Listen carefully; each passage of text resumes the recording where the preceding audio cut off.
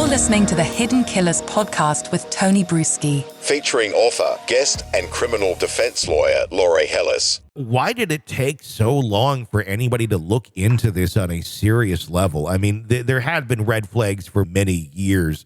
Is that this our horrible system as it is when it comes to child protective services? Not the people in it. I've always have to be careful with that because there are many people in it who work their ass off and are not funded. They don't have the resources to do their job correctly. They're doing the damn best that they can. I'm not insulting the people, but the system itself is horrible. Is it more that the system that's broken, or is it something else that allowed this to continue on? Meaning more so Ruby's ability to transform as the narcissist that she is when somebody wants to take a look behind the curtains.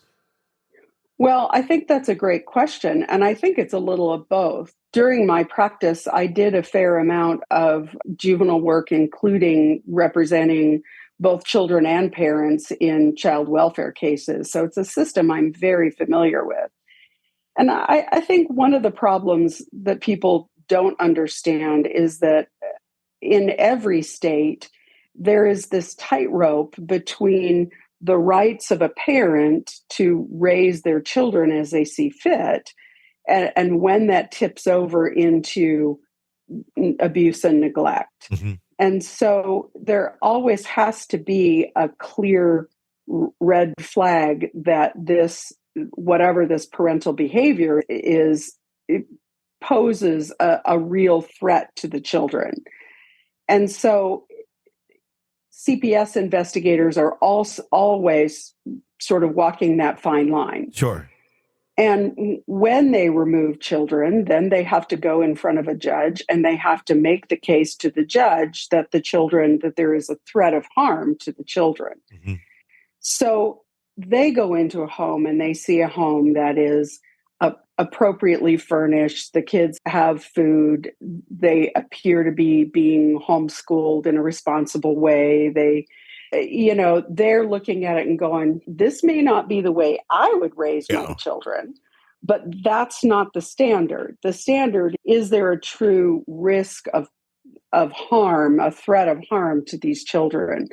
So I can see where in this case, where you have a fairly upscale environment and a lot of church influence, where Child Protective Services might say, I have my suspicions, but I don't have anything that I can hang a case on for removing these children. Sure. So I think there were red flags going on all along. And I think it goes hand in hand with the issue of the agencies being under-resourced. Yeah. Because if you have a case that you've investigated, a family that you've investigated before, and said, well, there might be red flags, but I don't think there's real abuse going on, and you do that a couple of times, the next time you go out there, you give it sort of a cursory look because you've got 6 other cases you've got to investigate that probably do have children that are being abused. Yeah. So,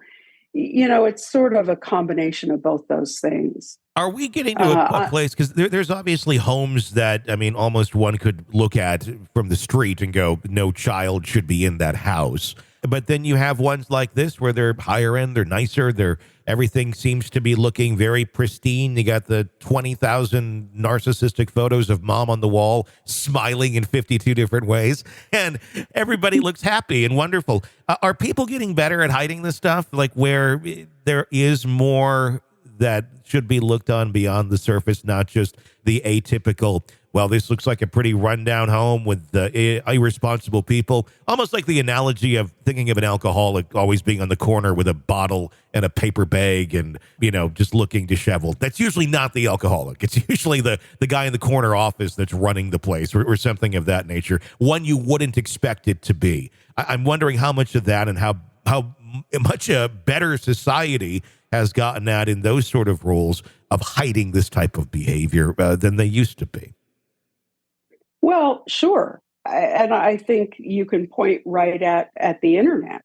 Mm-hmm. And you can point right at, you can look and see many cases where people are able to hide things because they're more aware of what the state's looking for. And I think that it is more difficult when you have the meth parent whose children are being neglected because the parent's high all the time, and it's evident. The caseworker and the police go in, and it's very obvious there's no food in the house, and the kid's wandering around in the parking lot at midnight in his underwear because mom is passed out somewhere. Yeah. Those are the cases that it's evident that there's something going on.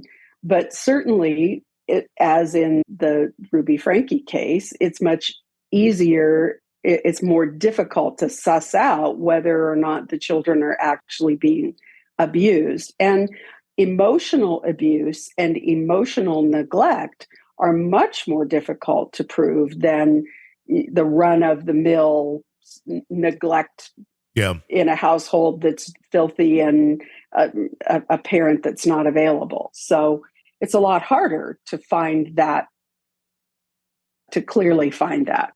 Sure. Yeah. And that's understandable. It's also a reflection just of how we handle mental health in our country to begin with, too, where it is looked at as like, well, there's physical health and mental health. Mental health always kind of takes the back burner, even though that's almost the key to everything in life is your mental health. But we somehow put a less of importance on it than physical health and the things that we can immediately see. Absolutely. A tragic case. Absolutely. There. Yeah. All right. Go ahead. I think it's a very unfortunate case. It's another one of these kind of perfect storms. Yeah. You have Ruby Franke, who seems at least somewhat vulnerable to Jodi Hildebrand's brand of therapy. Yeah.